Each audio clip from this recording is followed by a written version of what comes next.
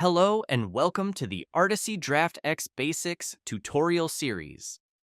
In this lesson, we will take a look at some of the differences between the single-user and multi-user versions. We won't go into detail about how to set up a multi-user environment.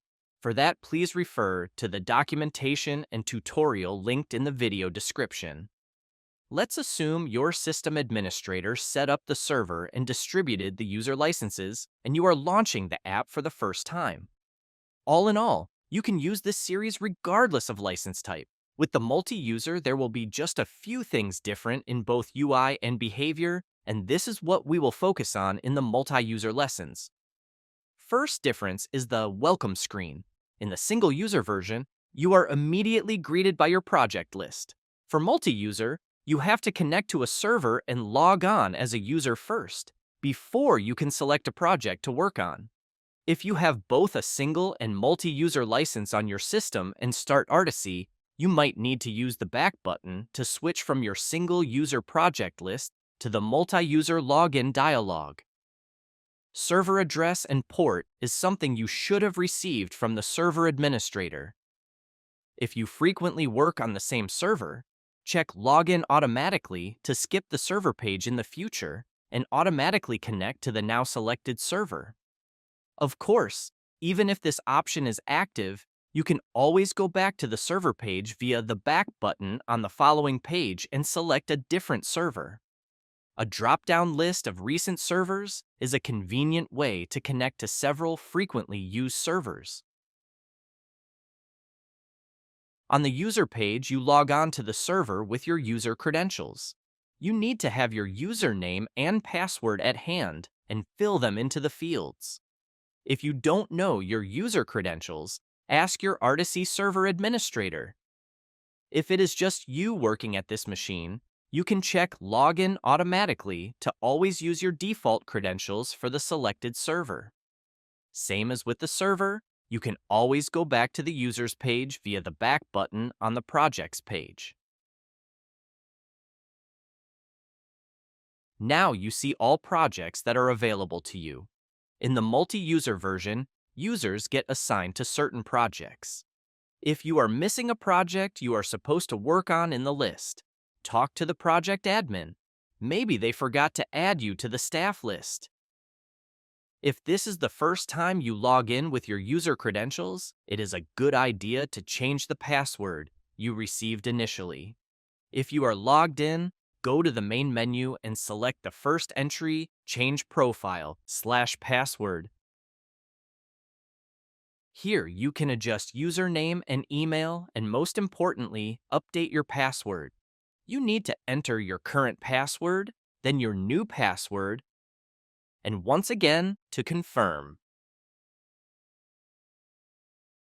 On the project screen, you are able to create a new project unless you only have a viewer license. In that case, the button will be grayed out. The first part of the project creation screen is similar to the single-user version, but there is an additional tab here, the Source Control. Source Control manages file versions and changes made to files by multiple users. It stores file versions for each change made in a repository. This allows rolling back in time and restoring older versions if the need arises. Articy Draft supports SVN and PFORS as source control systems, including an internal Articy SVN solution. For more info about setting up source control for your project, please check out the article in the Help Center. Link is in the video description. It is possible to import single-user projects into a multi-user environment. Maybe you started a project as a single user, and now there is a team for development, resulting in multiple people needing access to the project simultaneously. Click the Import Project button below the project selector. The Import Project Assistant is very similar to the Create Project Assistant. There are only a few things different. First, you need to select the project path of the single-user project that is supposed to be converted to multi-user. Please note that single-user source and target project folder must be different.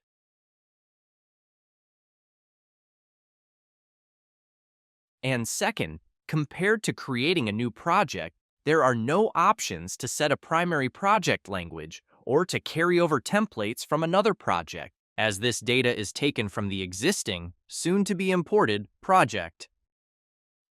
If you entered all necessary information for the General and Source Control tabs, click Finish to start the import process. When this is finished, the project will open. Please note that you cannot migrate a project from multi to single user. If you create or import a project, you are automatically set as a project admin. This provides you with certain special rights, among them the capability to assign users and user roles to the project. Within the project, open the main menu and select Edit Users in Project. On the left side, all users with access to the current server are listed. On the right side are the users currently assigned to the project. Click a username and add or remove them from the project, depending on their current position. Users that are assigned to the project need to have one of 3 different roles. Guests only have viewing access to the project and cannot make any changes. If a user has a viewer license, guest is the only role they can have on a project. Team members have read and write access to the project. This will be the role for anyone who is supposed to create content. And finally, we have the admin role. In addition to read and write access to the project, an admin has some special rights, like the power to assign and remove users, what we are doing right now, and the right to claim the project exclusively, which is needed, for example, to update the project to a new software version, or for some troubleshooting procedures. As mentioned, as the project creator, you automatically have an admin role, but if you like, you can add additional project admins here.